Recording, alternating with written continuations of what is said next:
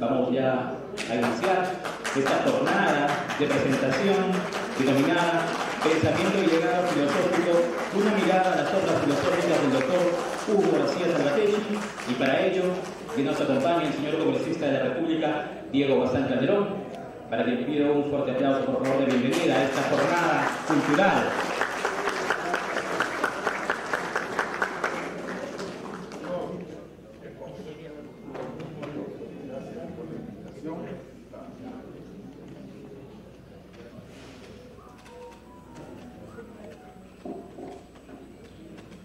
Darle la bienvenida una vez más a este recinto del Congreso de la República. Vamos a iniciar esta jornada denominada Pensamiento y legado filosófico, una mirada a las obras filosóficas del doctor Hugo García Salvateschi. Presentación donde realizaremos de una destacada selección de investigaciones y reflexiones del autor, fruto de décadas de rigurosa labor intelectual, que constituyen una valiosa contribución al estudio y difusión de la filosofía política y del pensamiento occidental. Antes de iniciar esta ceremonia, voy a permitirme presentar a las personalidades que nos acompañan el día de hoy, la tarde de hoy, en nuestra mesa principal. En primer lugar, el señor congresista y presidente de la Mesa Multipartidaria de Jóvenes Parlamentarios, Diego Bazán Calderón.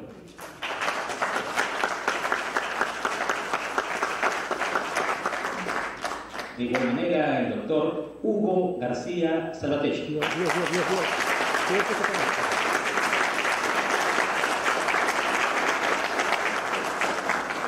De igual forma, el doctor Óscar José Ricardo Maurtua de Romaña. Asimismo, el destacado historiador Hugo Ballenas Mal. Y con la venia de los caballeros de la mesa principal, voy a permitirme también destacar la presencia del exdiputado y exparlamentario andino, el doctor Wilder Bendizucarpe, que nos acompaña esta tarde en esta su casa del Congreso de la República. Antes de iniciar esta ceremonia, voy a invitar a todos los presentes a ponerse de pie para entonar con mucho respeto y con mucha gallardía las sagradas notas de nuestro himno nacional del Perú. Himno nacional del Perú.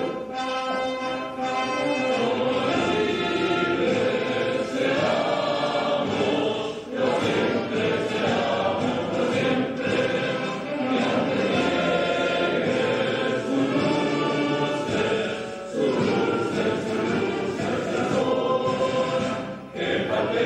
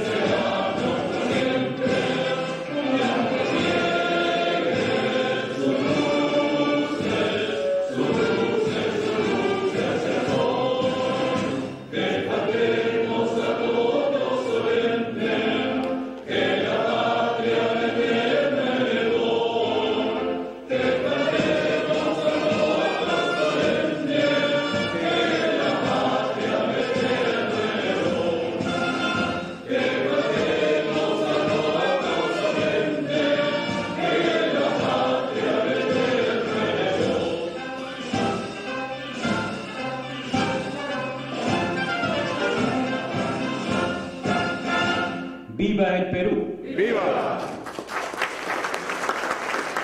Los invitamos a tomar asiento, por favor. Saludar también la presencia del doctor Moisés Cambini, exdiputado de la República que nos acompaña la tarde de hoy. Bienvenido, doctor. Saludos respetuosos para usted. Vamos a iniciar este acto y para ello vamos a invitar al señor congresista de la República y presidente de la Mesa Multipartidaria de Jóvenes Parlamentarios, Diego Bazán Calderón, para las palabras de bienvenida.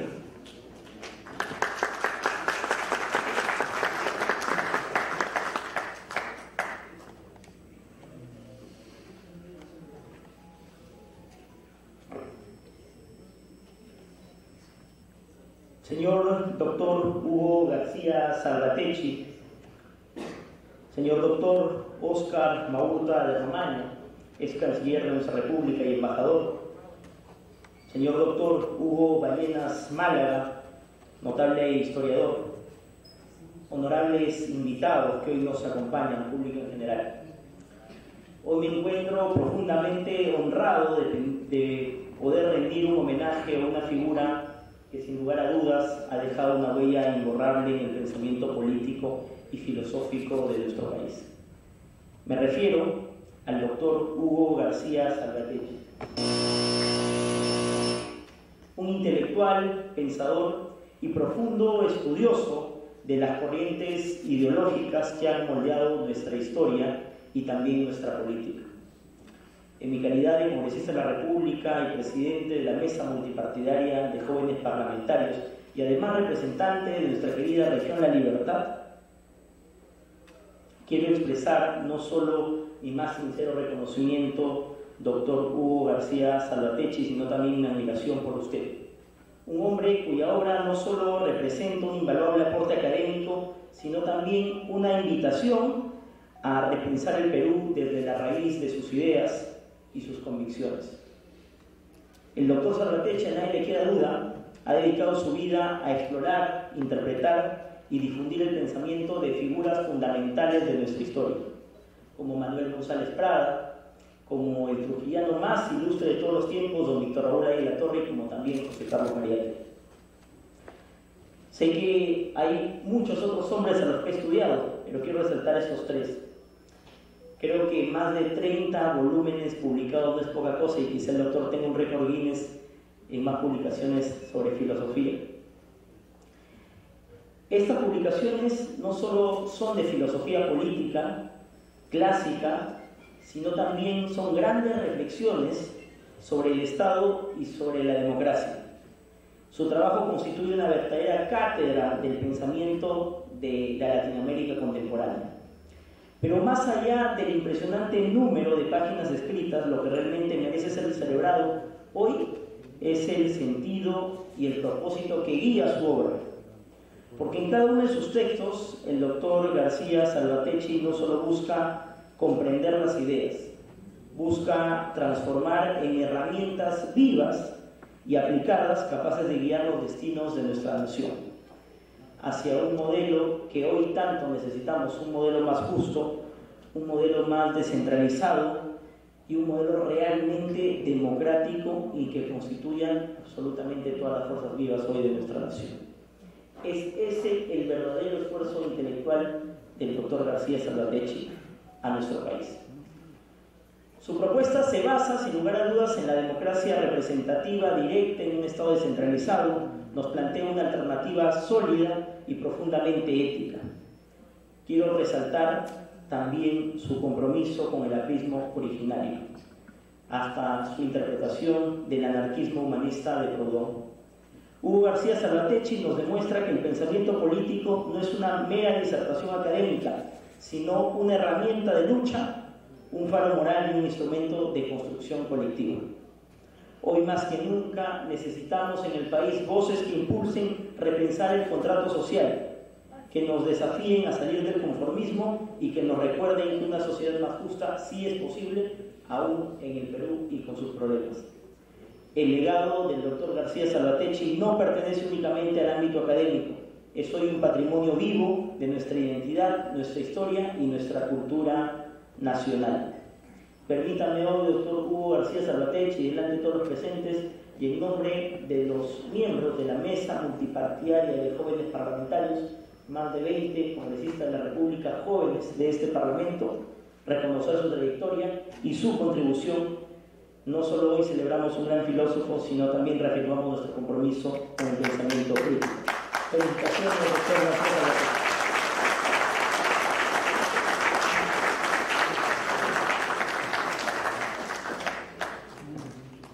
Han sido las palabras del congresista de la República por la Región de la Libertad y presidente de la Mesa Multipartidaria de Jóvenes Parlamentarios del Congreso, el congresista Diego Bazán Calderón. Acto seguido, vamos a iniciar este acto de presentación de la obra del doctor Hugo García Salvatierra, y para ello vamos a invitar al doctor Óscar José Ricardo Maurtua de Romaña, diplomático, jurista y abogado peruano, ex canciller de la República. Asimismo, el doctor Maurtua se ha desempeñado como embajador del Perú en España, Principado de Andorra y representante permanente del Perú ante la Organización Mundial de Turismo, para que haga los comentarios respectivos a la obra del doctor Hugo García Salvatierra. Queda con ustedes el doctor Óscar Maurtua de Romaña.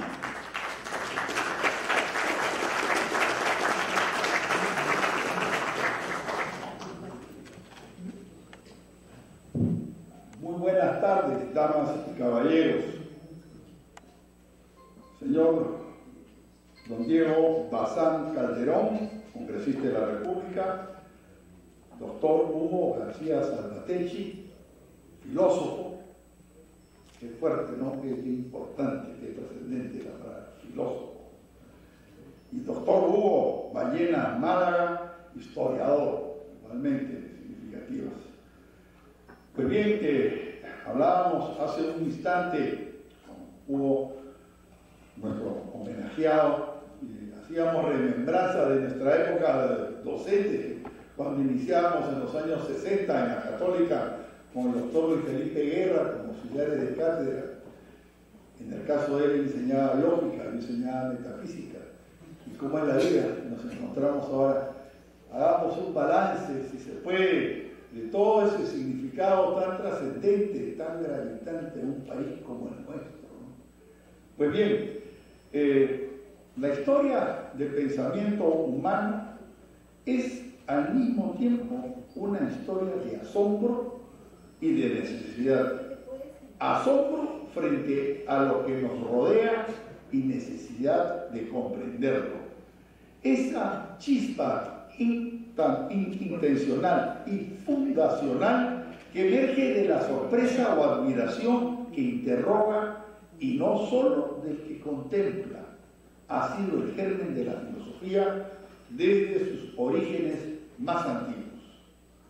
Una tradición intelectual que desde los tiempos de los presocráticos y de Sócrates ha moldeado las grandes ideas con las que nuestras civilizaciones han intentado dar sentido al mundo, al poder, a la comunidad y a lo justo. No es, pues, un espíritu que meramente hace interrogación rigurosa y lúcida, sino el que alienta permanentemente la obra del doctor Hugo García Salvatierra, filósofo respetado, docente consagrado y discípulo privilegiado de Luis Alberto Sánchez, y que hoy nos reúne para la presentación de toda su obra, de todo su bagaje dedicado a tan notables figuras presocráticas y toda la evolución de la historia de la filosofía. No es una obra de catálogo ni una simple recopilación cronológica. Es un ejercicio de revisión crítica, una invitación a desandar caminos ya trazados con premura y a recuperar la riqueza de estos pensadores en sus contextos históricos, con sus voces propias y sus complejidades no domesticadas por la narrativa posterior. García Salvatierra, con admirable erudición y coraje intelectual, no se conforma con los modelos convencionales, plantea una tesis que por audaz resulta también necesaria y dice que la historia de la filosofía griega fue deliberadamente moldeada para construir una línea evolutiva que culminara en Aristóteles, relegando a otros pensadores a la condición de meros peldaños. El caso de Demócrito, contemporáneo de Platón, pero clasificado como presocrático, es un evidente ejemplo de estas distorsiones que el autor denuncia con firmeza. Su propuesta no solo desarticula esta visión lineal, sino que reintegra a cada pensador en el espacio-tiempo histórico que le es propio, permitiéndonos una comprensión más honesta y profunda de sus valiosos aportes. Pero esta obra no es solo relevante por lo que recupera, sino también por lo que propone.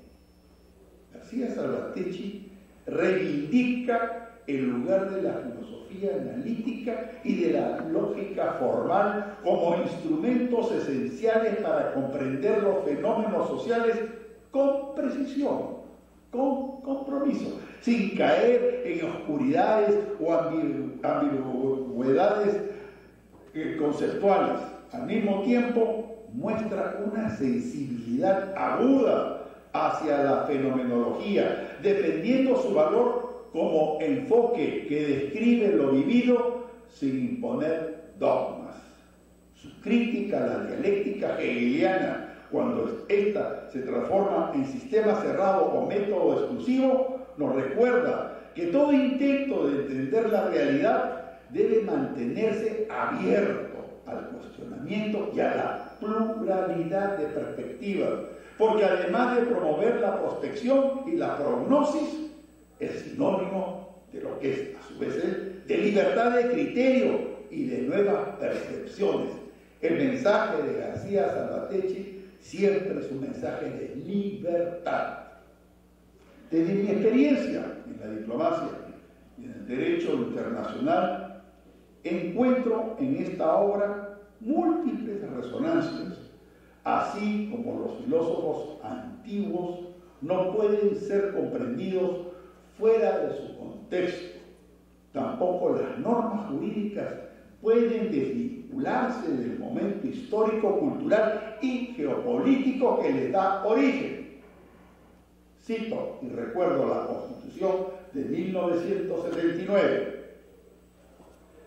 La propuesta metodológica del doctor García Salvatierri es, en ese sentido, también una lección para los internacionalistas. Nos hace comprender vitalmente que los tratados, las instituciones y las doctrinas no solo son una literalidad, sino que están en función de los intereses, tensiones y valores que nos configuraron y que los llevaron a realizarse, a adoptarse. Por ello, no exagero al decir que la obra de García Salvatierri trasciende las fronteras de la filosofía académica. Es también un alegato por una razón pública crítica y por una interpretación de la historia, sea filosófica, jurídica o política, que no teme apartarse del canon para rescatar la diversidad de caminos que se pierden en el relato oficial. No es por crítica al tradicionalismo, sino por una posición contestataria, sin ser disruptiva, porque es ecléctica y constructiva. No puedo dejar de subrayar que el doctor García Salvatierri no es solo un filósofo en el sentido actual. Su pensamiento se proyecta también en el ámbito político, que duda cabe, en la reflexión ética y en la defensa de los derechos humanos. Su compromiso con la justicia social, su revisión crítica del imperialismo, su análisis de la globalización y su constante preocupación por una democracia con contenido sustantivo muestran a un intelectual cabal, profundamente ligado a su tiempo y a los dilemas de la sociedad, a la solidaridad y a la inclusión. En particular, su estudio sobre el pensamiento de pensadores, líderes o figuras como Mariátegui, Aya de la Torre o González Prada, no solo revela una vocación por entender al Perú desde sus propios procesos intelectuales, sino también un esfuerzo por articular una filosofía política enraizada en la historia, en el método racional y en la experiencia de nuestros propios pueblos.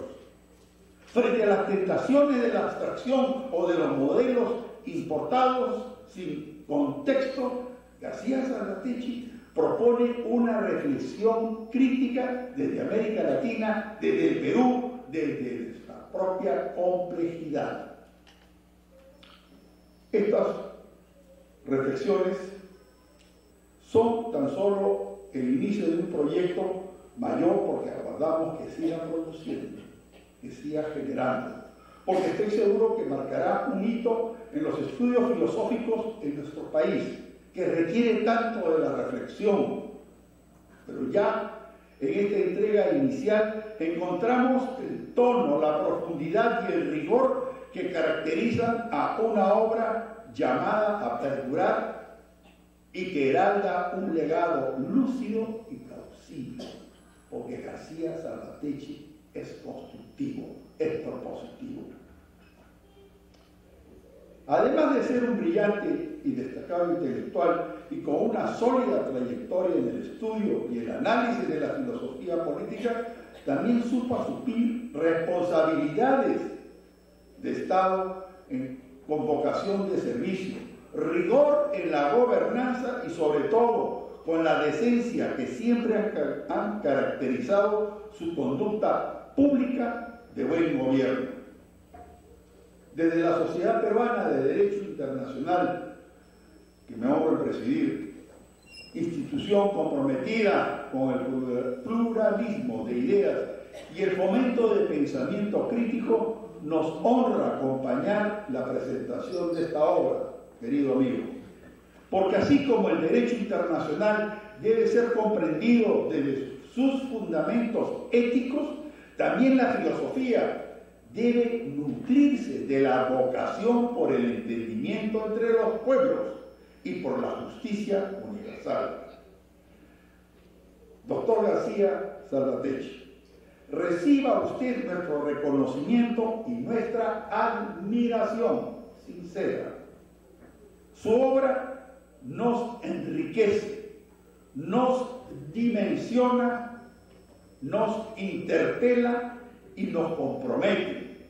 Y al rendirle merecido y justiciero homenaje esta tarde, a su dilatada obra filosófica, docente y de ciudadano con síntesis, reafirmamos también el valor y trascendencia del pensamiento libre, pero riguroso y humanista, como brújula en tiempos de incertidumbre.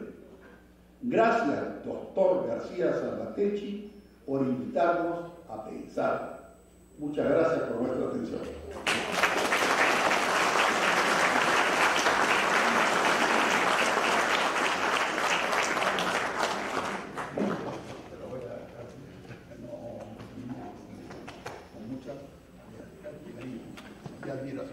Han sido los acertados comentarios del doctor Óscar Marrutua de Romaña en relación a la obra del doctor Hugo García Salvatierra.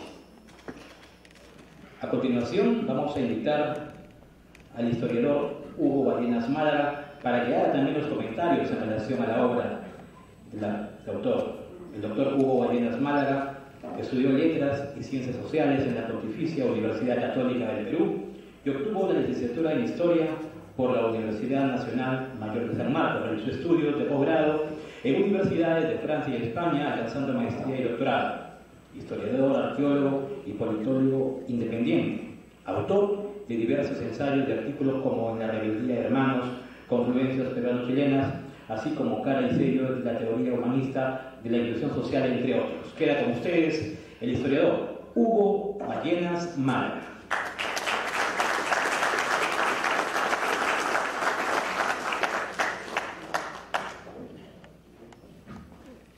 Buenas noches, muchas gracias por estar todos aquí y por la hospitalidad del congresista, quien conoció a su papá, un gran luchador social trujillano.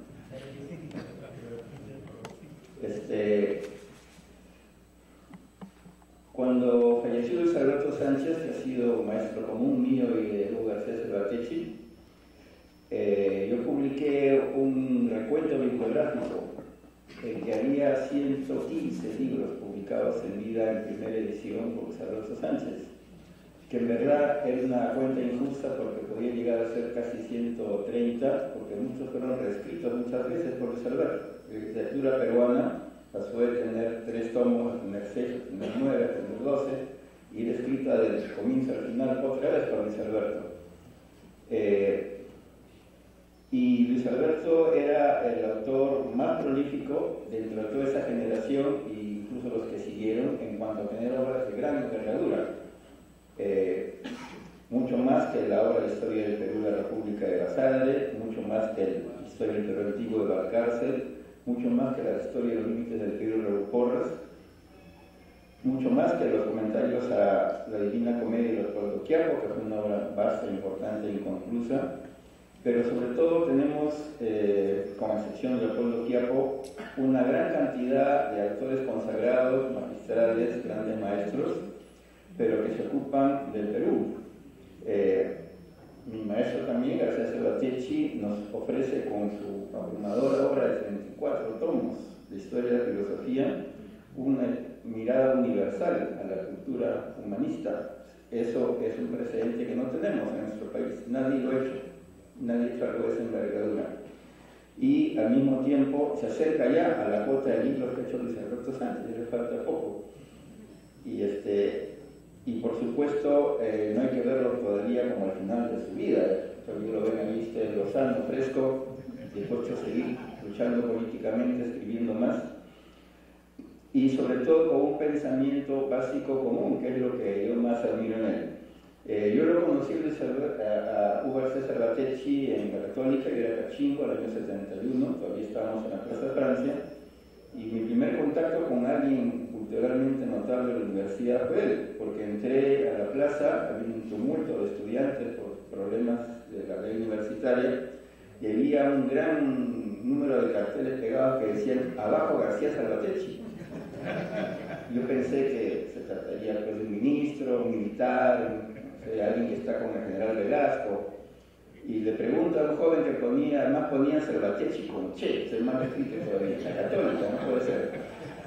Le pregunto, ¿quién es este señor García Cervatechi? Ahí está, me señala un señor que está discutiendo con unos alumnos en el patio de letras, que se ve más joven que los alumnos. Ustedes lo ven ahí, no les diré la edad que tiene, pero aún parece mucho menos de lo que tiene y mucho menos parecía en esa época.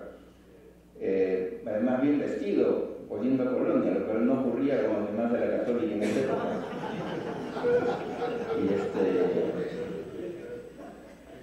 Y lo que había en ese momento siempre, los alumnos se juntaban con mi tocayo, se les dio siempre de cariño, a discutir sobre 2 temas, el tema religioso y el tema del socialismo.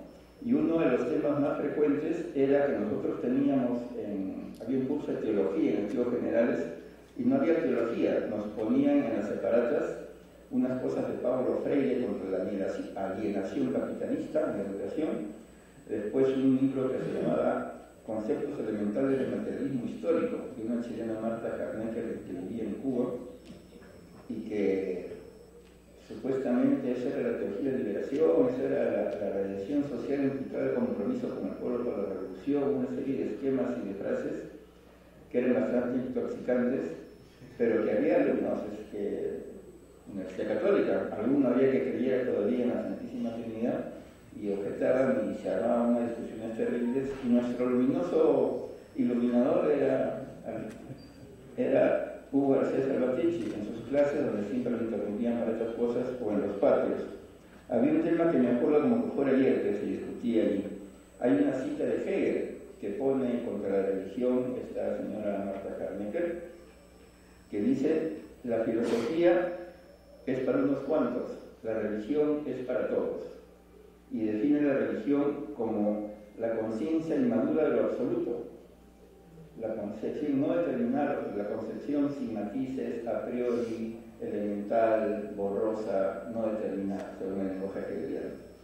Y la conciencia filosófica viene a ser la definición del espacio, aparte que define el absoluto respecto a las ideas claras y distintas, o sea, la separación absoluta entre filosofía y religión. Y me acuerdo también, como que fuera ayer, la respuesta que siempre tenía el profesor García Sabatechi, que justamente la encuentro otra vez en la colección filosófica, en el tomo que me gusta mucho, de la patrística, porque nos remite mucho a lo que había en esas clases, que es, en primer lugar, no hay oposición entre razón y fe, y que la gran tarea que ha hecho la Iglesia Católica, que no debe ser cuestionada o echada de lado, es que la fe purifica la razón y la fe ayuda a que la razón pueda desarrollarse y alcanzar metas, y que la finalidad de la razón no se compara con la finalidad social del amor. O sea, la razón ayuda a diseñar, a entender, a perfilar, pero lo que decide realmente la fe es la finalidad moral y social, el acto de la voluntad. El acto de la voluntad, para quienes tienen fe, siempre es el amor, no la política en bruto, la política hecha así, digamos, para beneficios inmediatos, etc., ¿no? Lo cual era magnífico escuchar en medio de estos temas de la teología de liberación, del apoyo a Che Guevara, ese tipo de cosas, ¿no?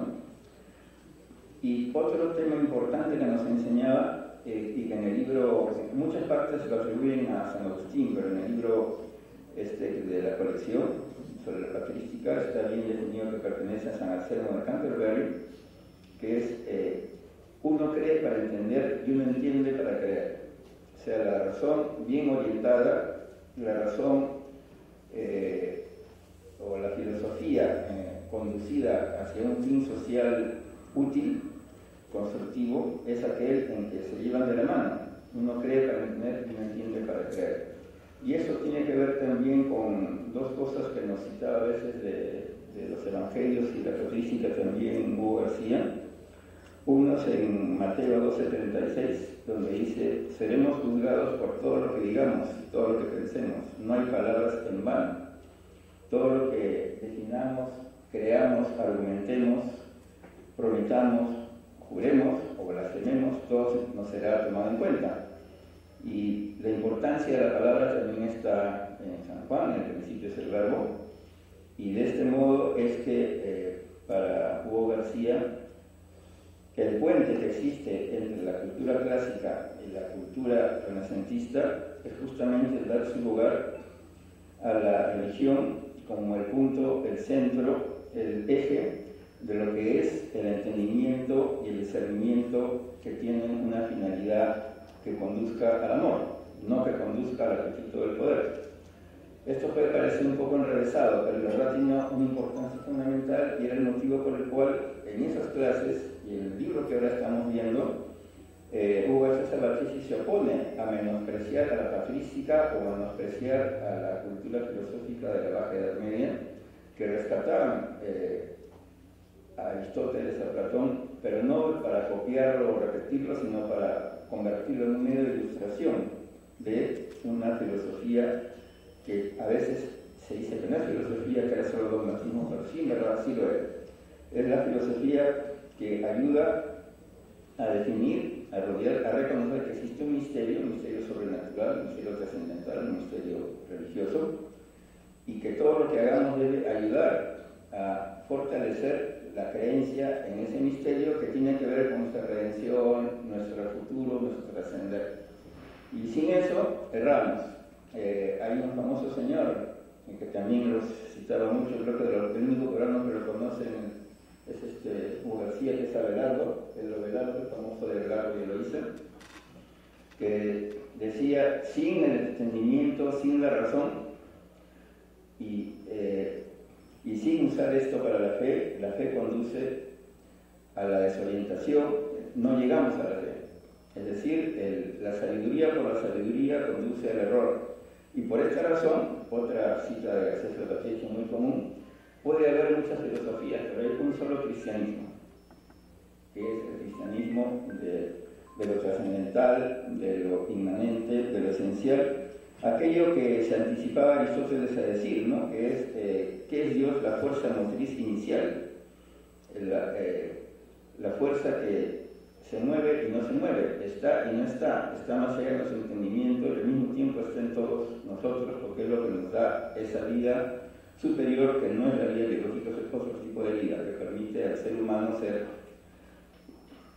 un hombre con una finalidad especial y poder ir más allá de lo que simplemente son sus actividades primarias, ¿no? Entonces, esta manera de ubicar lo religioso, lo trascendental como parte de la esencia humana, y esta parte de ver la esencia humana como una esencia que se conduce hacia el amor, no a los apetitos banales, y que eso, y la sociedad está ayudada a que eso ocurra así. Es parte también de la vida de García Salvatierra. Él es un gran animador político y un promotor de que existe una moral estricta y fundamental en la política, en el partido también, y que el ser humano tenga una coherencia fundamental entre la fe, la práctica y lo que viene a ser el desempeño personal. Uno de los temas comunes en García Salvatierra es hacer textos políticos para el APRA con citas de los papas. A mucha gente le caía eso pésimo. ¿Qué le pasa a García Salvatierra? ¿Por qué no pone estas cosas? ¿No? Me acuerdo con Lucho Alba Castro hacíamos unas ediciones especiales para los 100 años de Víctor Raúl, y hay uno que envió los García Salvatierra que era sobre apremio cristianismo, me acuerdo, que no se lo he publicado ahora mismo.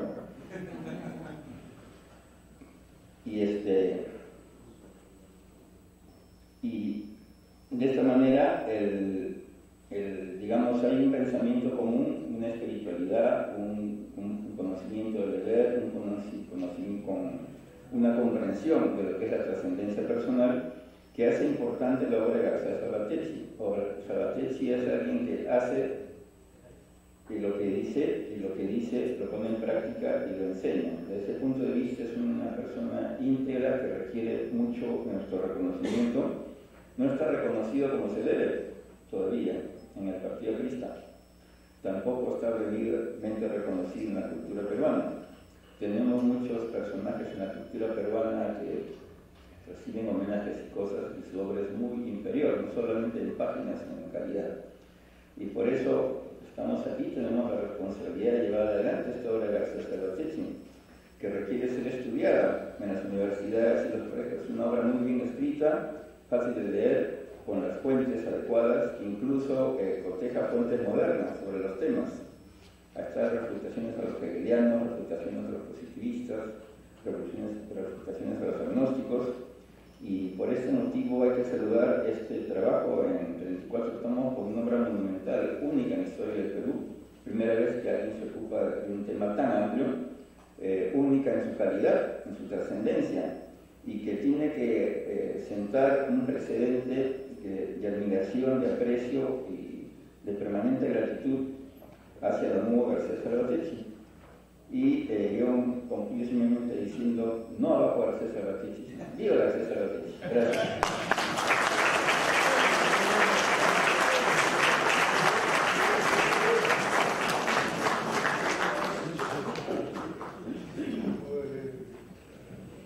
La jornada de hoy, la tarde de hoy, nos reúne, nos une el pensamiento y legado filosófico de don Hugo García Salvatierra, quien es un destacado intelectual, doctor en filosofía por la Pontificia Universidad Católica del Perú, la PUC, con estudios en Italia y una reconocida trayectoria académica tanto en el Perú como en el extranjero. El doctor García Salvatierra es autor de varios libros sobre el pensamiento de grandes filósofos de la política y el Estado a lo largo de la historia y de la cultura en general. Tengo el honor de presentar al destacado filósofo y escritor Hugo García Salvatierra.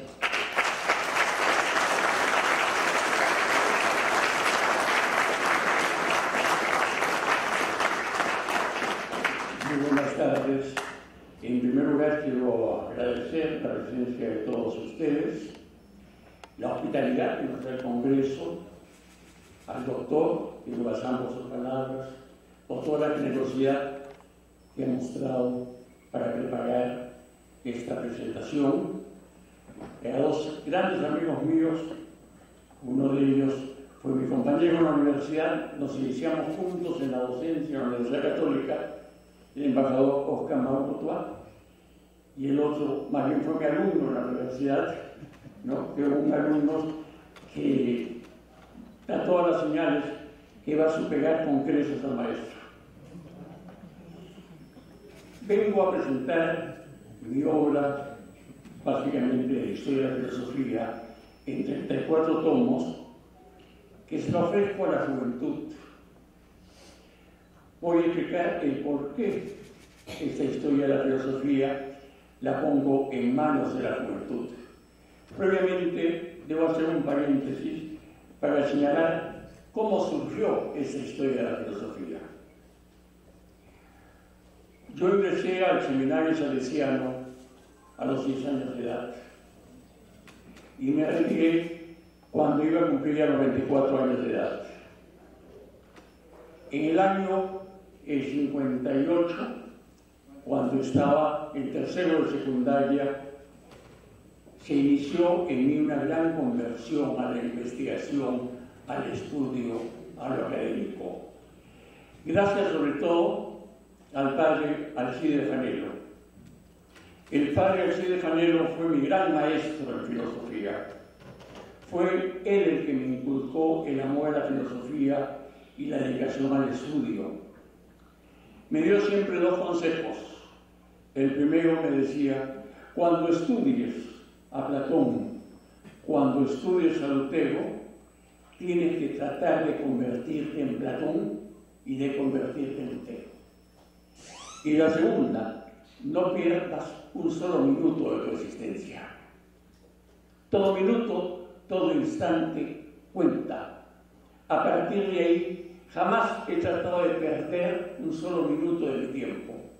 Me he dedicado realmente con suma pasión, de cuando tenía 13 años, al estudio y a la investigación.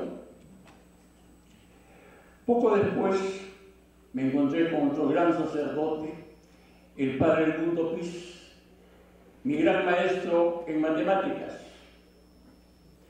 Fue mi director y semanalmente existía una ceremonia en la cual había una reunión más o menos de media hora, donde uno tenía que recitar de memoria 4 o 5 páginas del Evangelio en latín. Pero con él le dimos otro tratamiento. Nos reuníamos para hacer un concurso de quién solucionaba un problema de matemáticas, de álgebra, de geometría, no solamente en el menor tiempo, sino usando menos pasos, tratando de inculcarnos un gran poder de concentración. El padre Piz me dijo que, a pesar de lo que señalaba el padre Fanelo, él consideraba que mi vocación eran las matemáticas y que debía dedicarme exclusivamente a las matemáticas. Terminé dedicándome a la filosofía, también soy graduado en matemáticas, reconociendo la gran importancia que ha tenido las matemáticas en mi formación. En tercer lugar, seguí el ejemplo en lo que se refiere a la síntesis. A leer 5 o 10 páginas y hacer una síntesis concisa de 6 o 7 páginas. Entró también de otro sacerdote que no encontraba una capacidad de síntesis mental durante toda mi vida como la que tenía él. Digo tenía, todavía vive, es muy anciano, ya prácticamente no reconoce, pero hay unas capacidades del padre Carlos Cordero, que fue provincial de la orden.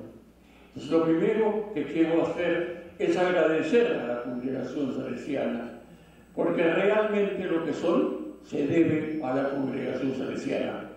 Posteriormente estudié e investigué en la Católica, en Europa, pero ya estaba formado. Mi formación la tuve con los padres salesianos. Una de las metodologías que me enseñó el padre Fanelo fue que todo aquello que estudiase, leyese, lo pusiese en fichas dentro del método de síntesis del padre Cornejo. ¿Qué os pasó?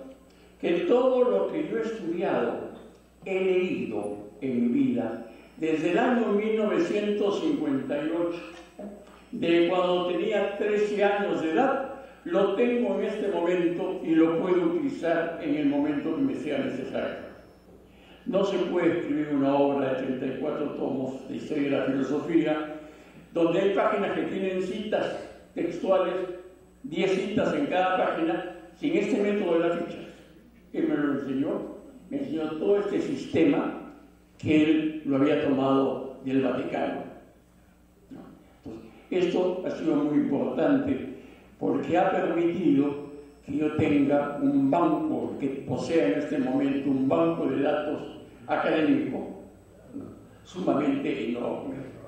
Dicho sea de paso y entre paréntesis, pensé donarlo al municipio de Lima, todo mi banco de datos, cuando el alcalde me propuso presentar esta obra en el municipio de Lima, pero cuando estaba todo preparado, sin comunicárseme nada, simplemente se canceló la reunión y no se hizo la presentación en el municipio de Lima.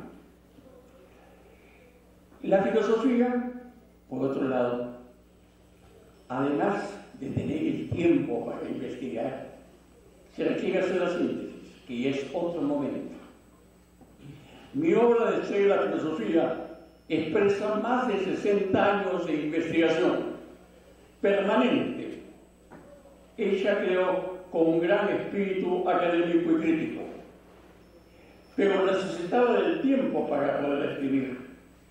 Es una obra que solamente en escribirla me ha llevado 20 años, se necesita un tiempo especial y eso lo voy a tratar posteriormente. La ocasión que tuve ya para escribir esta historia de la filosofía. La filosofía, que la ofrezco a los jóvenes, tiene fundamentalmente 3 grandes ventajas y 3 grandes repercusiones en el ser humano, sobre todo en los jóvenes. Empecemos por el primero, que se puede sintetizar, creo, con una frase de San Agustín: "Noli fogas inteisu revi, in interiore homini habitat veritas, e situam natura mutabile in veneris ascendete ipsum". No quieras salir de ti. Es en el interior del hombre donde habita la verdad. La filosofía le va a ayudar al joven a encontrarse a sí mismo, a encontrar un sentido a su vida, a percibir que lo importante no es lo que se tiene, lo que se aparenta, lo que parece, sino lo que realmente uno es. Y esto es realmente fundamental. Un ser humano, para que adquiera madurez, para que adquiera incluso auténtica personalidad, lo primero que tiene que hacer es aceptarse a sí mismo, tener un sentido en su vida. La persona que tiene un sentido en su vida nunca está solo, nunca sufre de depresiones, siempre tiene algo que hacer, siempre está atento a nuevas investigaciones. Entonces, es la primera gran ayuda. Los jóvenes, al estudiar filosofía, les va a permitir encontrarse a sí mismos. Y eso es lo más importante en la vida. Después viene ya el segundo momento. Marx en alguna oportunidad dijo que la filosofía es el arma de la revolución, criterio político, pero lo que es innegable es que la filosofía es la que mejor ilumina la acción y la que nos permite ubicarnos en una situación concreta para encontrar soluciones en esa situación concreta. Esta actitud se puede resumir en una frase de Hugo de San Víctor, guía posterior a San Agustín, al inicio de la escolástica, cuando decía: "Omnia dic, videvis nihil esse superfluum, quartata scientia iucunda non est". No hay nada superfluo, hay que sopesarlo todo. Incluso cuando uno lee, tiene que tomar plena conciencia de cuál es el alcance de lo que se lee, hasta dónde va, porque eso puede ayudar a solucionar muchos problemas. Para mí, la filosofía también fue el alma de mi accionar. Y lo voy a señalar con algunos ejemplos, porque lo que se puede hablar en esos casos es únicamente de la experiencia personal.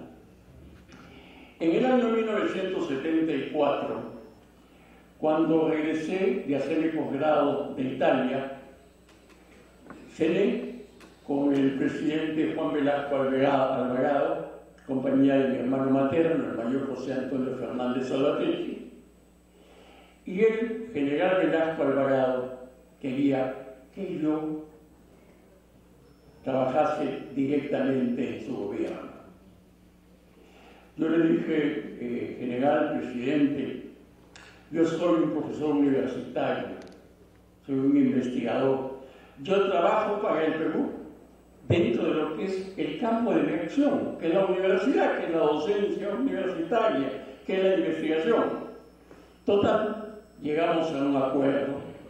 General Velasco me tuvo siempre mucho aprecio y yo debo reconocer que guardo por él el mejor de los recuerdos.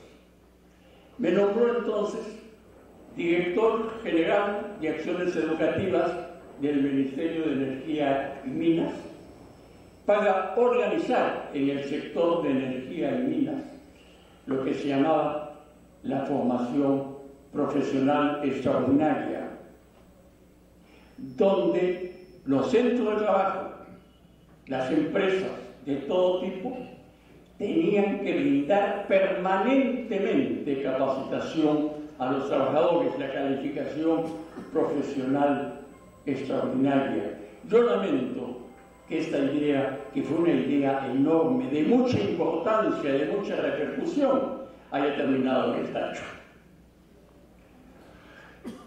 Para tratar de organizar, dije no, acá tengo que hablar con todos. Tengo que tener una relación estrecha con los sindicatos de minas, con los sindicatos de petróleo, pero tengo también que tener una relación estrecha con los empresarios. Y conté precisamente con la presencia de dos grandes empresarios que me ayudaron mucho en esa tarea, bastante, por supuesto, mayores que yo era muy joven en ese entonces todavía. Uno de ellos fue el gerente general, ¿no?, del sector minero, Alberto Benavides Quintana. Y el otro fue un gran funcionario de la Schauner, el ingeniero Cabezas. E hicimos un proyecto fundamental y conversando soñábamos con la posibilidad que una persona que entrase a trabajar en un centro de trabajo en el nivel más inferior fuese capacitado y que Dios mediante pudiese terminar manejando las empresas. Pero el general Velasco fue destituido al poco tiempo y con ello desapareció. Pero me ayudó mucho mi formación académica en este primer proyecto que tuve ya en la actividad práctica. El segundo fue un gran reto. El general Morales Bermúdez me llama para que asuma la gerencia general de Sedapal, que en ese momento era una empresa quebrada, sin ningún tipo de autoridad y sin ninguna posibilidad de salir adelante. Hay que ver el panorama con claridad. No había posibilidad de recibir ayuda externa. No había posibilidad que un gobierno, por llamarlo así, populista, de que se incrementen las tarifas del agua que tenían que aprobarse por resolución suprema. Pero leí algo. Leí las críticas del sindicato. El sindicato señalaba que más del 60% de lo que producía Sedapal estaba en conexiones clandestinas. Y señalaba que prácticamente Sedapal había venido abajo, por la gran inmoralidad que había. La primera vez que me reuní con el sindicato fue una reunión un poco tensa, porque indudablemente tenían todo el derecho de desconfiar y señalaban, incluso en sus pancartas, que no se explicaba cómo el gobierno, que debía estar loco, nombraba a un muchachito de la Católica que parecía que recién estaba haciendo la primera comunión como gerente general de Sedapal para solucionar esos graves problemas de Sedapal. A la segunda, tercera escaramuza se fue aclarando el panorama y les propuse lo siguiente: quiero cogobernar con el sindicato. Ustedes conocen mejor que cualquiera lo que son las conexiones clandestinas. Muchos funcionarios son cómplices de esas conexiones clandestinas. Ustedes conocen dónde se da la inmoralidad. Entonces dejemos a un lado aquello que ustedes señalan, que yo soy una pistón burgués y que yo pueda considerar que ustedes son izquierdistas irracionales. Dejemos a un lado toda posesión política. Pongámonos como objetivo únicamente salvar esa empresa. Y la salvamos. Cuando dejé Sedapal, la dejé pujante. Se construyó la segunda planta de tratamiento de la tarjeta. Saneamos los pozos y teníamos todo el proyecto para traer las aguas del Mantago para uso humano de la Tarima. Eso gracias. Yo quiero agradecer, tenemos entre nosotros algunos sobrevivientes de este sindicalismo, estamos hablando de hace muchos años, y en el fondo muchos de ellos, como el gran secretario general nos dejó, ese gran luchador social, Mario Pizarro Julio. Lo recuerdo.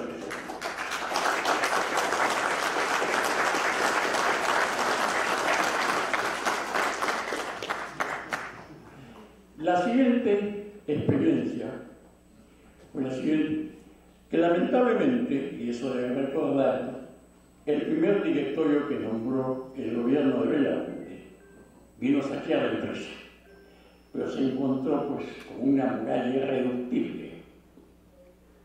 Me enfrenté duramente al directorio y ese directorio tuvo que salir de Sedapal. Pero yo soy una persona ética. Un gerente general no puede quedarse en una empresa después de haber tenido ese problema con un directorio. Tiene que irse. Ya cumplió su ciclo. Por un mínimo sentido de decencia. Y me retiré. Fue entonces que tanto el presidente Belaúnde como Manuel Ulloa me pidieron para que colabore en la fundación del FOPEX, la edición del FOPEX. El FOPEX hizo una gran labor en este país. Todas las grandes campañas de exportación se hicieron a través del FOPEX. Posteriormente, se me nombró presidente del directorio del FOPEX, ya en el gobierno de Alan García, y se me pidió que organice el ICE, el Instituto de Comercio Exterior. Con la ayuda inapreciable de la Cancillería, por los que estuvimos tanto en Ginebra como en Milán, que nos ayudó mucho, en Milán, hicimos un proyecto piloto, además conversado con los exportadores, con todos los gremios. Y me di cuenta, percibí, la filosofía ayuda a todo eso, es que no había solución dentro del sistema integral, tal como estaba, para que los grandes beneficios de la exportación llegasen a la pequeña empresa y a la mediana empresa. Por una sencilla razón, no tenían una capacidad mínima para exportar.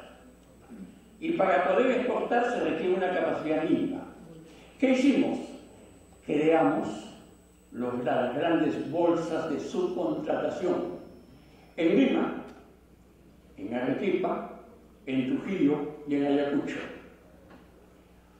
con el fin precisamente de sindicalizar para que conjuntamente sean los pequeños productores como los medianos productores tengan una oferta exportable considerable, digna de un proceso pues a nivel mundial. sino que eso no era posible. Eso, por supuesto, significaba el término de la explotación a la pequeña y a la mediana empresa, significaba el término del accionar de todos aquellos que se presentan como intermediarios, que es un gran proyecto social. El segundo, pues, en ese momento estaba de moda el hablar del acuerdo de Cartagena, de la bilateralidad, del diálogo entre los países. Y yo dije, donde hay diálogo, donde hay bilateralidad, no salimos de un yo y de un tú, donde el yo tiene sus propios intereses y el tú también no tiene sus propios intereses. Rompamos eso, tratemos de crear, y así está organizado el ICE, tratemos de crear, ¿no?, un pacto dentro del acuerdo de Cartagena, que puse incluso el nombre de Víctor Raúl de la Torre, por la gran importancia que tiene, por el cual todos nuestros países del acuerdo de Cartagena iban a tener en común tanto su oferta exportable como su oferta importable, con gran beneficio para todos. Salió un excelente documento que iba a ser puesto prácticamente como ejemplo, como un plan piloto para el mundo. Lamentablemente, fue mandado al tacho. No se hizo nada. Se creó el ICE de otro modo, con la finalidad que un señor llamado Jorge Cubas fuese al ICE simple y llanamente para negociar el Tonamuc y para vender casi en subasta los certificados de no producción del país. A los 2 años hubiese sido tal el escándalo que tuvieron que cerrarlo y destruir toda la documentación. Tal vez aplicando el título de una canción que le gustaba mucho cantar al titular, que no quede huella. Fue una gran fuerza.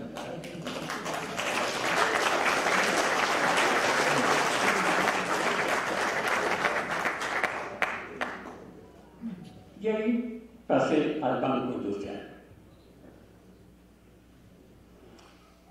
El sector industrial estaba prácticamente quebrado, sin ninguna posibilidad de salir de esa situación, a no ser que se piense, se imagine, se encuentren soluciones radicales. A los 2 o 3 días que fue nombrado presidente del Banco Industrial, me llamaron los presidentes de los otros bancos de fomento para preguntarme cuánto me habían enviado al Banco Industrial, ¿no?, porque el dinero producido por la maquinita, como se decía, entraba al sistema a través de la banca de fomento. Y al Banco Industrial no le habían enviado medio.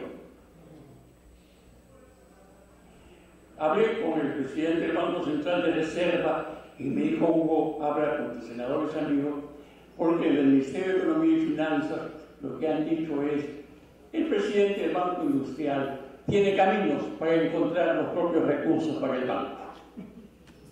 Tomé el reto, nuevamente con ayuda de la Cancillería.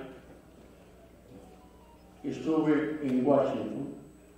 Logré convencer al Banco Mundial, al Fondo Monetario Internacional, para que den un fondo de $400 millones para reflotar a todo el sistema industrial. Pero les dije, cosa que nos sorprendió inicialmente, digo, nuestros países son muy inestables. Si esto va así, al día siguiente yo dejo de ser presidente, y sabe Dios qué uso se le haga eso. Y yo mismo aconsejé que ese dinero no lo maneje el banco, que el banco solamente sea la caja que da el préstamo y recibe el préstamo, sino que lo maneje un patronato especial, con su directorio especial, fuera del gobierno, que es el que otorga los préstamos. Entonces me dijo: nosotros deseamos que usted esté ahí. Digo: no hay ningún problema, yo puedo presidir ese directorio, pero nombrado por ustedes. Llegué y efectivamente, como si hubiese sido profeta, a los 15 días me llama el ministro de Economía y Finanzas y después de alabarme hiperbólicamente me señala que esto es algo que hay que tener mucho cuidado, que de por medio está el prestigio del gobierno y que por ello, para tener mucho cuidado, iba a cambiarme al 70% del directorio. Mi respuesta fue que no solamente me podía cambiar el directorio, podía sacarme a mí, podía cambiar todo, eso no valía a ver nada, porque el Banco Industrial no manejaba, no un fondo. Y ese fondo, ¿quién lo maneja? Un directorio. ¿Y quién preside ese directorio? Yo, nombrado por los organismos internacionales y no por ni por el gobierno. Y de ese modo se puso a cumplir. Salvamos a todo el sistema industrial. Entre ellos al comercio. Porque ¿en qué consistía el programa? Le comprábamos la deuda que tenía en dólares, con la cual no podían continuar, y se la daban en soles. Al mes había bajado al 50%, a los 6 meses se había diluido y había desaparecido. Si no desaparecía esa deuda, no hubiese reforzado el sistema industrial. Uno dice, este es un gran logro del gobierno y nunca se señaló. ¿Cómo se va a señalar? Si ahí no entraron los políticos y los operadores políticos, si no se les puso las puertas cerradas y con 7 candados a toda intervención política. Porque eso se pudo hacer. Tuve en el Banco Industrial solamente un año. Todo esto, reitero, que invalidó fue la filosofía.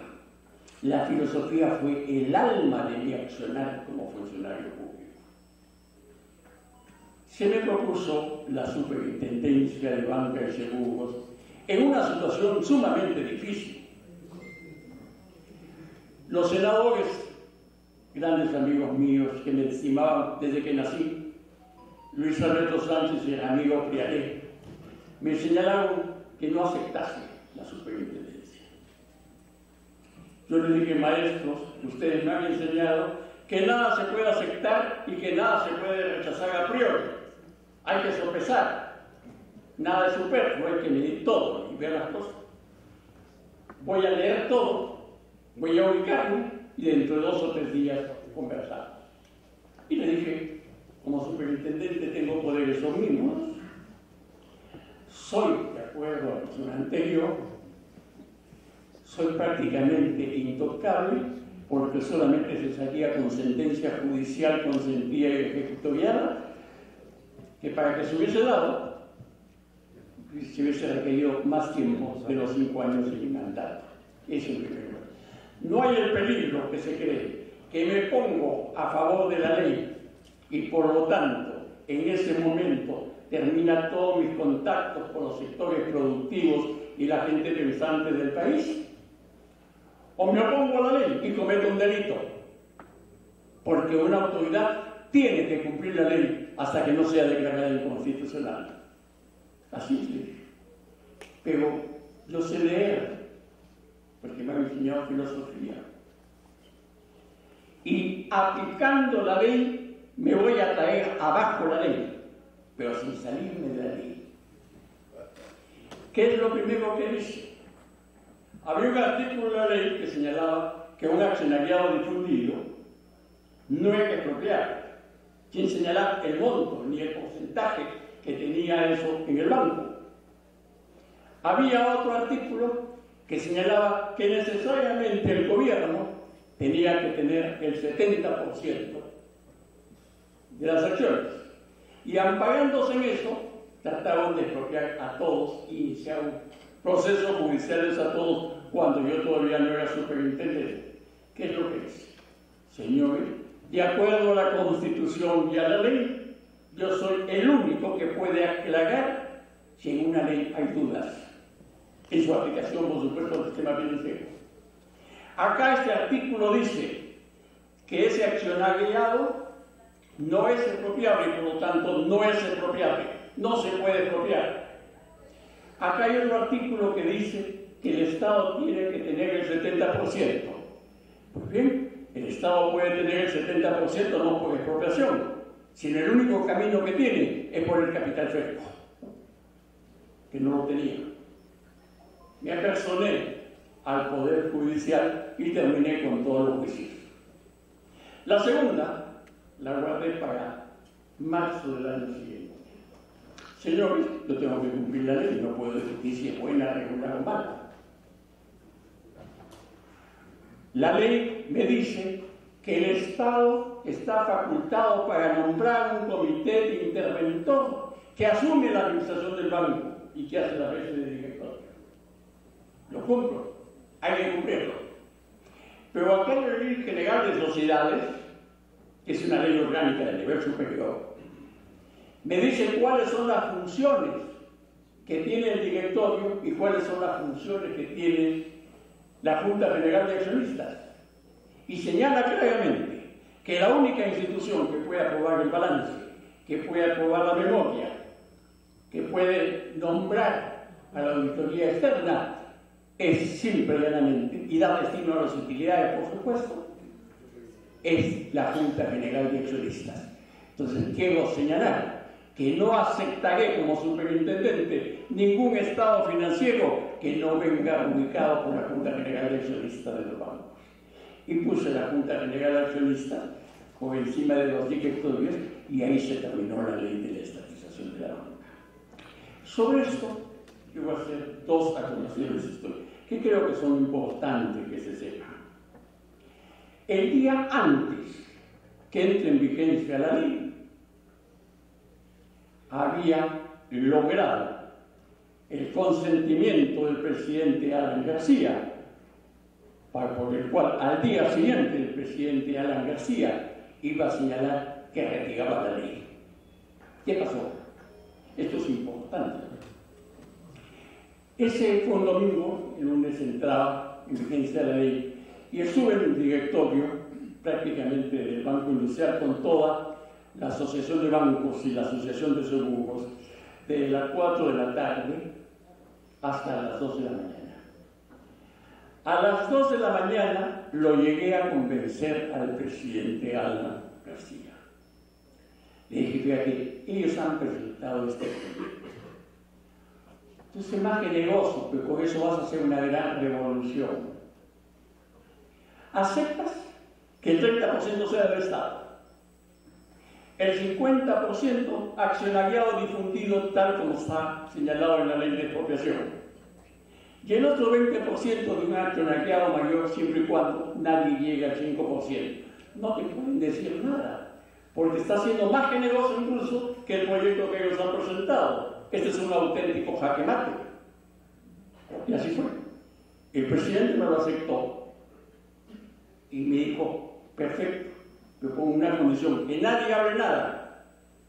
Yo mañana al mediodía voy a salir a dar la noticia de que retiro la ley y estoy presentando un proyecto, que es lo que yo le aconsejé, incluso le dije, yo no puedo redactar ese proyecto, con el cual todo esto se convertía en una cláusula constitucional. Bueno, todos estaban muy bien, todos me dieron su palabra de honor de caballero que se iba a cumplir. A la mañana siguiente, el presidente García me llama y me dice, fíjate, la televisión, ¿qué pasó? Salía el vicepresidente y gerente general del Banco de Crédito, Juan Francisco Rafa, a burlarse del gobierno y a decir que habían obligado al gobierno a ceder y reírse. Con lo cual se trajo abajo todo el proyecto y el problema de la banca continuó meses después. Por supuesto que cuando yo fui nombrado superintendente puse una condición al Banco de Crédito. Me cambian a ese vicepresidente y a ese gerente general porque yo jamás voy a tratar con una persona que no cumple su palabra. Y efectivamente lo tuvieron que cambiar. Esto fue una simple pataleta, una simple muestra de poderío, de orgullo. Tengo mis dudas. Yo creo que alguien filtró las conversaciones que tuve con el presidente Alan García para que ese proyecto, para un daño muy grande al país, abortase. Acá hay poderes invisibles que están por todas partes, que uno no sabe dónde están, pero realmente están y actúan. Pues es importante. En segundo lugar, para aclarar también el concepto, efectivamente, yo salvé al Banco de Crédito, y existe, porque yo lo salvé 4 veces. Una de ellas contra los propios propietarios del Banco de Crédito. Los accionistas del Banco de Crédito habían pactado con el gobierno para que entregarles el banco, sabe Dios a cambio de qué, pero con un proyecto que no resistía el mismo análisis legal y yo lo impedí. Es conveniente que se sepa toda la historia. Vino después, ya empecé a convertirme en una persona difícil para los operadores políticos. Se me veía a mí como la misma negación del operador político y que además donde iba tenía relativamente éxito, lograba manejar las cosas. Había que hacerlo desaparecer a cualquier costo. Viene lo siguiente, viene el famoso autogolpe. Dice, ¿cómo ayuda el tener una mente así, en lo abstracto, para saberse ubicar? Donde el presidente, el gobierno, sin los causales previstas en la Constitución, cerró el Congreso,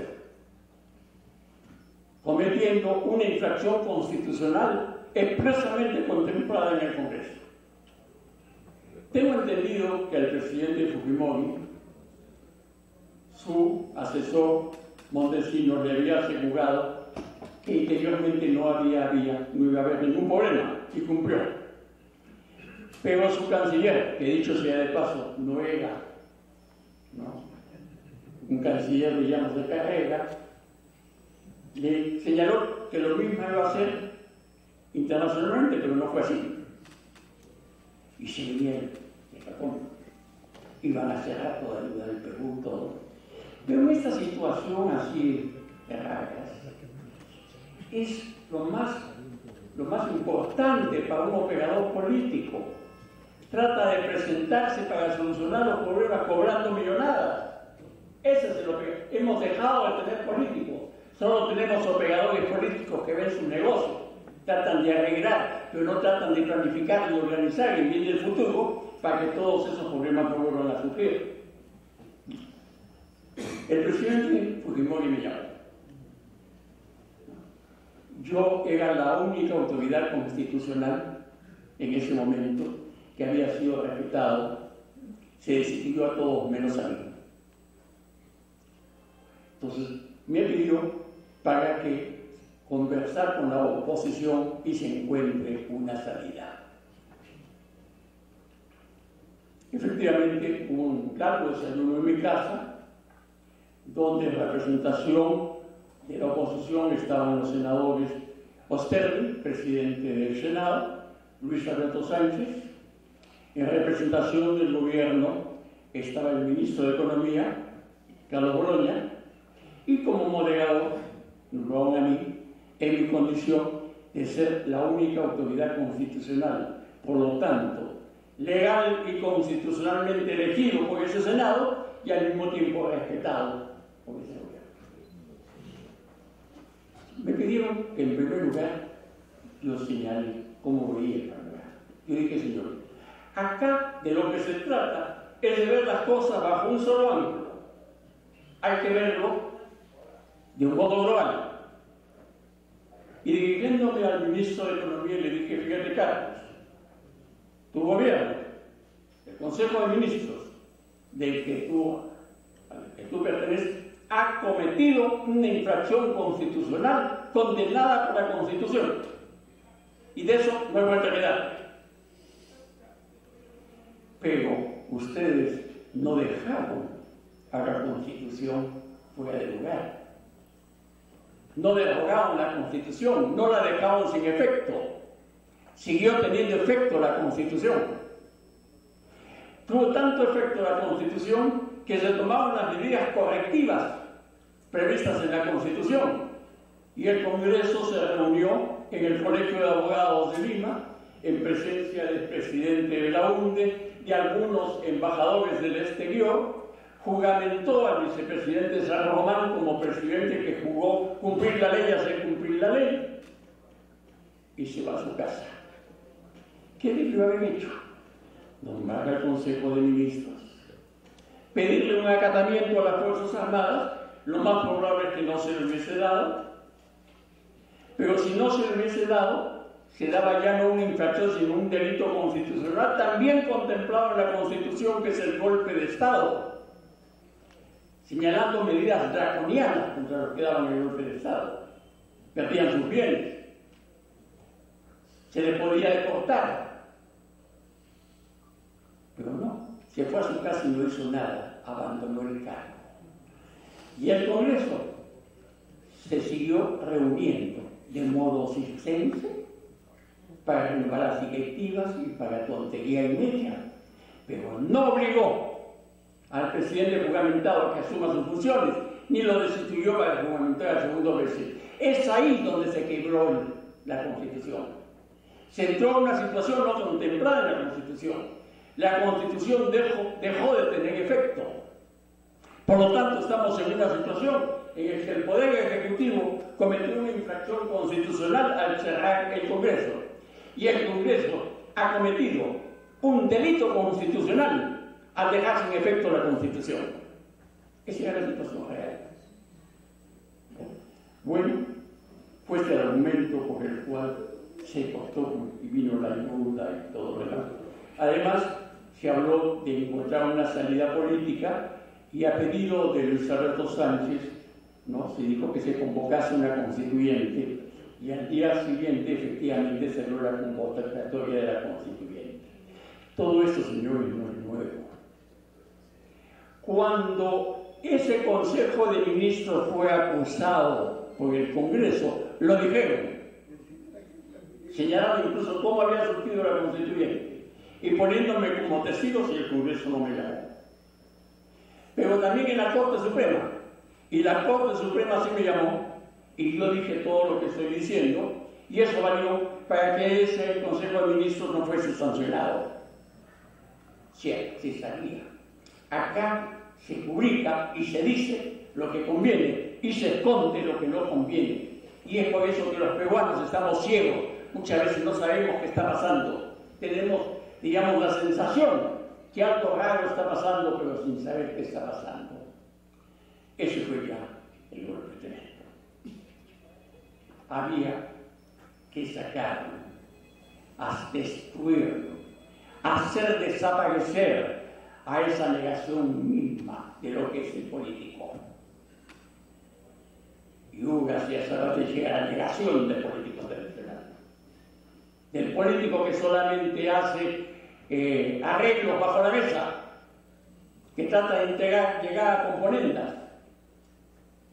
Hay que tratar de destruir. Y ahí hubieron dos hechos concretos.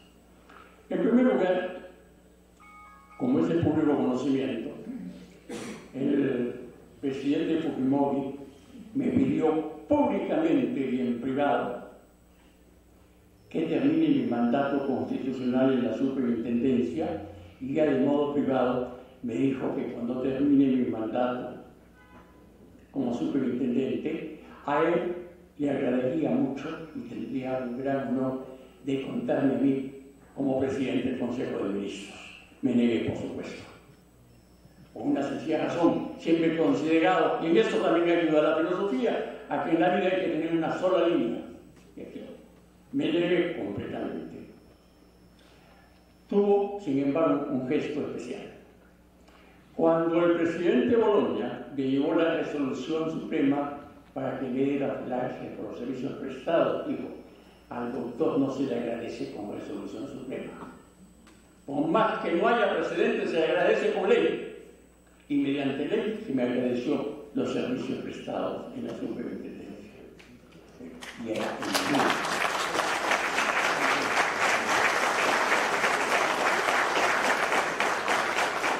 El 1 de julio de 1991 entró en vigencia la nueva ley de bancos.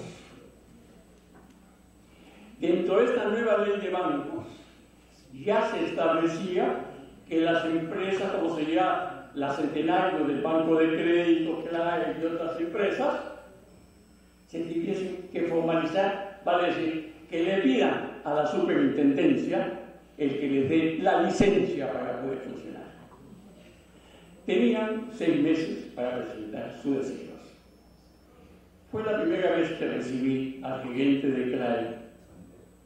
¿Y cuál fue mi sorpresa? El señor gerente general de CLAE vino acompañado con generales de alta graduación del ejército y de la policía, vinculados a la caja de pensiones de la policía y del ejército. Le pedí que investigue esto a una persona muy seria, como era el doctor Carcelén, que ya nos dejó, y me dijo: CLAE tiene 2 grandes negocios: el llevar el dinero de la selva a todo el país, vinculado a los generales del ejército, y financiar a los informales vinculados a la policía. Eso sí no me consta, solamente estoy diciendo que es un informe oral que recibí. Pero lo que sí me consta es que fue con los generales del ejército y de la policía vinculados a la caja de pensiones. Al poquísimo tiempo después se señala que hay un gran desfalco en la caja de pensiones, que estaba prácticamente ya en liquidación. La superintendencia interviene aparatosamente. CLAE. Un momentito, voy a traer un documento.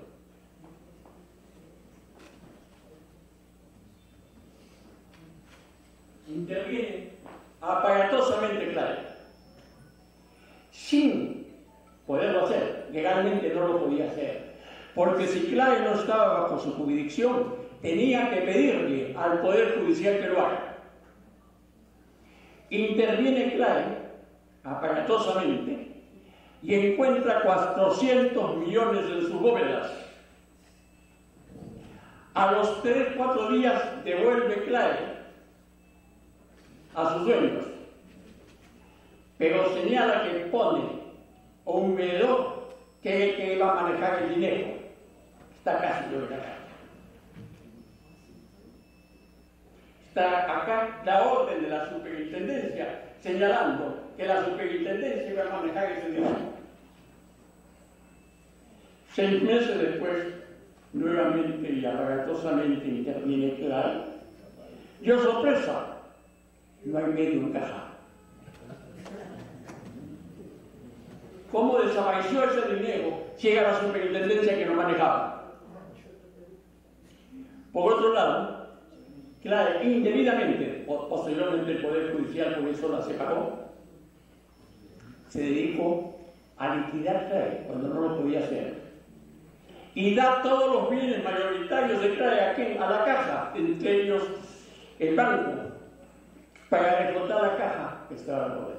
Con esto estoy señalando hechos, nada más que hechos. Bueno, en esos momentos, importante algo. ¿A quién echarle la culpa? ¿Cómo distraer la atención? Bueno, muy fácil. Le echemos la culpa al ex superintendente Hugo García Salvatierra, muy importante y famoso. Y se dedicaron durante más de 2 años a una campaña mensual, en algunos casos, semanal en el caso de la revista dominical del señor Lucas, para calumniarme. Pero no pudieron. Ahí se cumple lo que dijo González Prada. Una persona moral es una columna de mármol. Puede estar en un río que en algún momento se vuelve cenagoso, pero la podredumbre pasa y la columna de mármol queda en pie.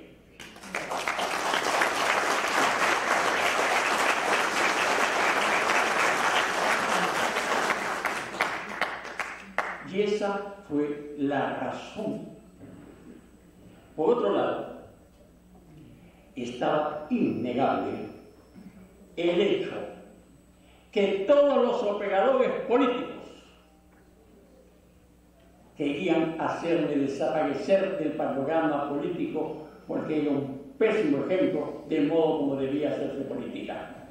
Todos los operadores políticos.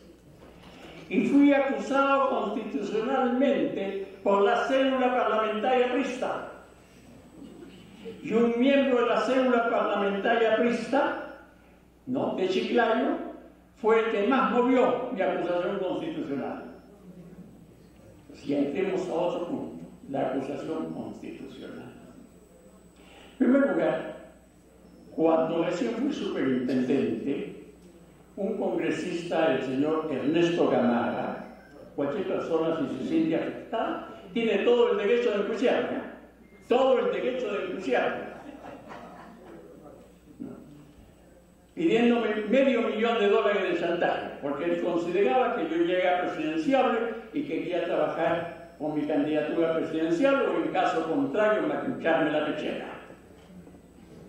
Ese mismo día le puse en conocimiento del hecho al presidente de la República, al presidente del Congreso, a todas las autoridades del país, y no pasó nada. Más aún, semanal, casi diariamente, un día sí, un día no, le creaba problemas a la superintendencia mandándole que se le informe y cosas por el estilo, y no pasó absolutamente nada. Llegó el momento. Se forma una comisión no nombrada por el Congreso para que se me investigue. En ningún momento se me señalaba que se me estaba investigando ni de qué. Le preguntan al presidente si se me había informado y tuvo la ingenuidad de decir en público en una radio: no se le puede citar ni se le puede mostrar nada, porque como es inteligente, al día siguiente, todo queda sin ningún tipo de valor. Se convocó a la comisión permanente sin citarme. Yo me enteré y fui, diríamos, de hecho, y me puse y ingresé. Y se me dijo: bueno, ¿de qué tiene que defenderse? Yo dije: ¿de qué me voy a defender si no sé de qué se me acusa? Y lo único que hice fue acusar. Vino después ya la acusación. Sorpresa. Nadie se atrevió a sustentar la acusación constitucional. Tanto los canales de televisión del Perú, del mundo. Nadie podía hacer un papelón, nadie se atrevió a polemizar conmigo, y tuve que contestar, tenía que contestar, una denuncia no sustentada. No contesté nada. Hice una crítica que incluso está, ¿verdad?, donde le dije todas sus verdades al Congreso. Como le dije, no vengo a defenderme, no tengo de qué defenderme. Bien, está al menos en la parte escrita final. He venido para poner en la frente de cada uno de ustedes un sello de indeleble ignominia. ¿Qué pasó? Yo señalé al Congreso que ya no me podía acusar por la Constitución del 93, porque ya estaba prescrito. Y el Congreso me contestó: usted fue superintendente por la Constitución anterior y se le acusa con la Constitución anterior. Y mi abogado fue donde el fiscal dijo que usted no puede ser mesa de partes, tiene que calificar previamente la denuncia. Y para mí, la única Constitución que existe es la del 93. Y a partir de ahí se usaba la Constitución del 79 o la Constitución del 93, el viejo código o el nuevo código, en el aspecto que era más desfavorable. Vale decir, se implantó por primera vez en el mundo la retroactividad maligna. En ese contexto, la fiscal suprema, no era todavía fiscal de la Nación, Nelly Calderón, me acusa señalando, dicho sea de paso, el Congreso me hizo un gran favor, que se los agradezco ya. porque después de haber investigado todo lo que dijo la prensa, llegó a la conclusión que todo era falso y no me acusó de nada de eso. Me acusó de dos tonterías. Una de ellas, que mi ex esposa había comprado un grifo cuando yo ya no era superintendente. Y el otro, que no había intervenido clave, pues si la ley me lo impedía.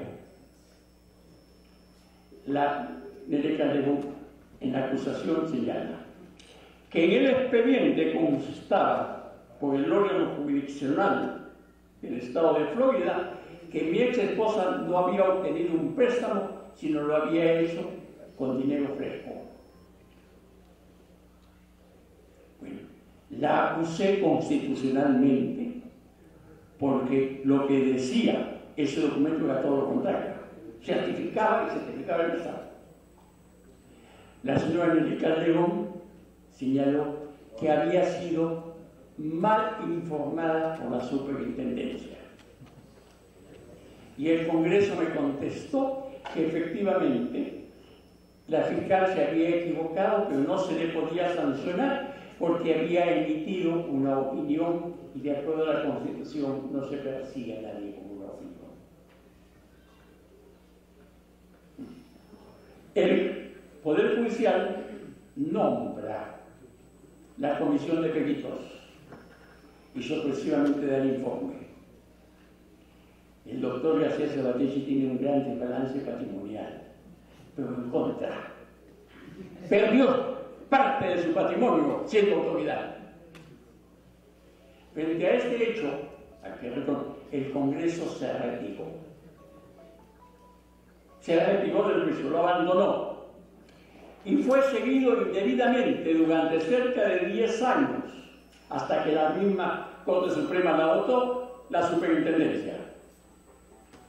Y llegó un momento ahí decisivo. Y es que salió el ministro del Interior a certificar, a decir públicamente, que yo, con documentos, a señalar que yo había señalado que viajaba a Alemania, pero no había viajado a Alemania, sino había viajado a Japón para ver los negocios de Clara. Que había viajado a Estados Unidos, pero no había viajado a Estados Unidos, sino a Bolivia para ver los negocios de Clara. Una cosa muy gorda. Saqué mis pasaportes, me los traje abajo. Y no solo eso, sino en conferencia de prensa. Exigí y pedí al gobierno de Estados Unidos, al gobierno de Alemania, al gobierno de Bolivia y al gobierno de Japón que certifiquen mis ingresos y salidas del país. Al día siguiente salió el ministro del Interior pidiéndome disculpas, que había habido un error, que habían sido mal informados por la superintendencia de Banca. Al mes siguiente, que dijo la superintendencia, le pedí una cita al superintendente. Entonces la secretaria me dijo: el señor superintendente pregunta sobre qué quiere hablar, sobre mi pensión, deberían haberme la pagado, pero no me la han pagado. Entonces después me contesta: el señor superintendente me manda a decirle, en primer lugar, que nunca lo va a recibir. En segundo lugar, que su pensión va a ser utilizada para el pago de las cuestiones extrajudiciales civiles, la reparación civil. Y en tercer lugar, le aconseja que ponga sus cosas en orden porque se le va a meter preso a la brevedad posible. Esa fue la respuesta que recibí. Entonces, ahí viene algo importante, la consolación de la filosofía. Viene la tercera etapa, que cuando llega una situación crítica, y esto lo he tomado de Boecio, la filosofía es la que te da calma. Y es esa calma la que me hace decir lo siguiente. Cuando estaba en esos momentos difíciles, estaba también atravesando momentos muy difíciles, mi gran amiga, la compositora Alicia Laviña, que compuso una de sus canciones más sentidas, Amor. ¿No? A los 3 días viene radiante y me dice, usando una frase de su canción: vuelvo a ser yo, regresó mi alma. Y me pidió que cuando eso pase conmigo, la llame y se lo diga, aunque sea a las 3 de la mañana. Lamentablemente pasaron los años, las décadas, y no se lo pude decir. Pero hoy aprovecho para decirle desde acá hasta el cielo, estimada Alicia, hermana niña, vuelvo a ser yo, regresó mi alma.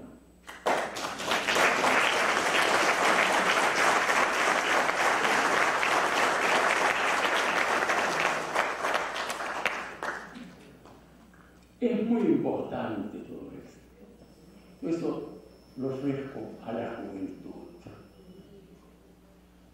Estamos viviendo momentos muy difíciles. Momentos muy difíciles. Son momentos sumamente. Ya el Estado como tal no funciona. Y eso lo señala clara y expresamente el mismo magisterio de la Iglesia. Este tipo de organización del Estado no funciona. Todas las instituciones están corruptas o tienden a la corrupción. No hay palabra, no hay jerarquía de valores. Se requiere construir prácticamente un nuevo mundo, una nueva civilización. Y eso solo lo puede hacer la juventud. Y es por eso que yo y mi alma no hay odios. En la antigua ceremonia litúrgica de la Semana Santa se decía algo que después ya se quitó con el Concilio Vaticano II. En un momento el sacerdote decía, refiriéndose al pecado, oh feliz, oh bienaventurado, oh bendito pecado, porque nos hizo acreedores de tal redentor. Yo puedo decir, bendigo a todos los que me persiguieron. Bendigo al señor Lucas y sus grandes mentiras durante 3 años. Bendigo a todos los que trataron de hacerme daño. Les agradezco lo que hicieron, porque me dieron, si bien prácticamente se me pasmó. Yo todo lo que fui, lo que trabajé, fue antes de cumplir los 50 años. Antes de los 50 años se trató de anular mi vida. Pero me dio el tiempo necesario para que en este momento pueda ofrecer esta obra a la juventud. Y eso hay que agradecerlo. Gracias a ellos puedo ofrecer esta obra.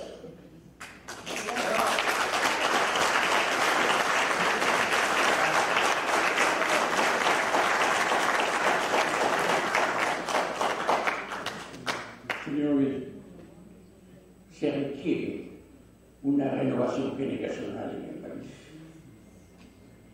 Se requiere una renovación generacional del país que, al igual que, por ejemplo, dejemos a un lado sus posiciones políticas de izquierda y mi supuesta posición política, ¿no? A pistón porque no estaba escrito en el Patria Presta. Dejemos a un lado todo. Que la juventud trate de renovarse llegando a un acuerdo para salir de ese país. Las posiciones políticas se agregarán después, haga lo urgente salir de esa situación. Y yo hago un llamado. Y solamente puedo hacerlo repitiendo a González Prada, el primer gran escritor a quien le dediqué una obra, cuando dijo, los árboles viejos ya dieron sus frutos de sabor amargo y sus flores de aroma de destello. Que vengan árboles nuevos a dar flores nuevas y frutos nuevos. Los viejos a la tumba, los jóvenes a la obra. Señores, don Manuel sabía muy bien lo que decía. Don Manuel sabía muy bien lo que decía y yo también. Muchas gracias.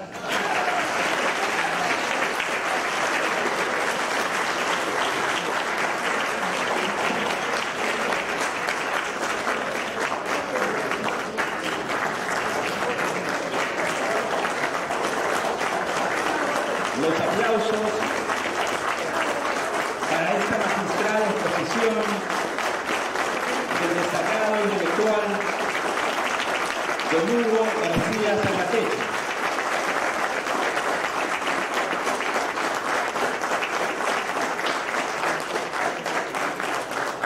Una descripción exacta, precisa, no solamente de su obra, sino también de su trayectoria política. Damas y caballeros, hemos culminado la presentación de la obra del doctor Hugo García Zangatechi, con los comentarios acertadísimos esta tarde del doctor Juan Maurtua y del historiador Hugo Ballenas. Reconocimiento recibido esta tarde por todos los presentes. Sin embargo, no podríamos cerrar este acto sin que el Congreso de la República, recinto que el día de hoy nos alberga, realice también un reconocimiento a la obra y trayectoria profesional de don Hugo García Salvatecchi. Acto seguido, el Congreso entregará un diploma de honor y una medalla del Congreso de la República al doctor Hugo García Salvatecchi. Para ello voy a dejar en el uso la palabra al congresista de la República, Diego Bazán Calderón. Por favor, doctor.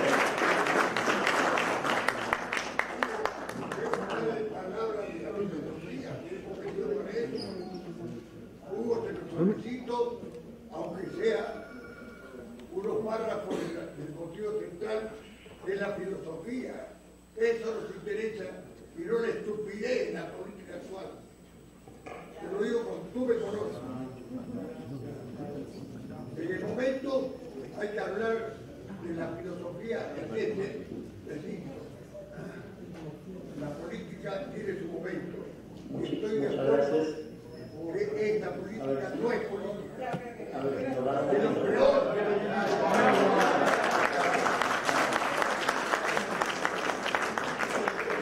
quiero, doctor Hugo García Salvatecchi, reiterarle el agradecimiento por aceptar este espacio y además es un momento de reivindicación. Este Congreso de la República, que durante años lo persiguió injustamente y donde usted luego demostró su inocencia total y al contrario, su amor por el país y por nuestra patria y la defensa irrestricta de la Constitución y la democracia. Permítame en nombre de los jóvenes del Parlamento hacer la entrega de este reconocimiento, de este diploma y la medalla a don Hugo García Salvatecchi por su destacada labor profesional, su invaluable contribución al desarrollo de la ciencia, la educación y la cultura en el país, así como su firme compromiso con los más altos valores éticos y ciudadanos que enaltecen el nombre del Perú. El Congreso de la República, en méritos en ejemplar trayectoria, y la mesa multipartidaria de jóvenes parlamentarios le expresan su más alto agradecimiento y consideración. Lima, 4 de agosto del 2025. Felicitaciones. El Congreso de la República, a través de la masa multipartidaria de jóvenes parlamentarios que preside el congresista libertario Diego Bazán Calderón, otorgan este merecido reconocimiento a la trayectoria profesional, personal y política de don Hugo García Salvatecchi. Los aplausos, por favor, que no paren de llegar para este destacado intelectual peruano, Hugo García Salvatecchi. Con este acto de ceremonia concluido, invitamos a todos los participantes a ubicarnos de manera estratégica para llevarnos una foto de este momento histórico realizado por el Congreso de la República, en la cual hemos compartido la obra y la trayectoria de un grande, de un destacado intelectual peruano, Hugo García Salvatecchi. Muchísimas gracias, este acto ha concluido. Buenas tardes.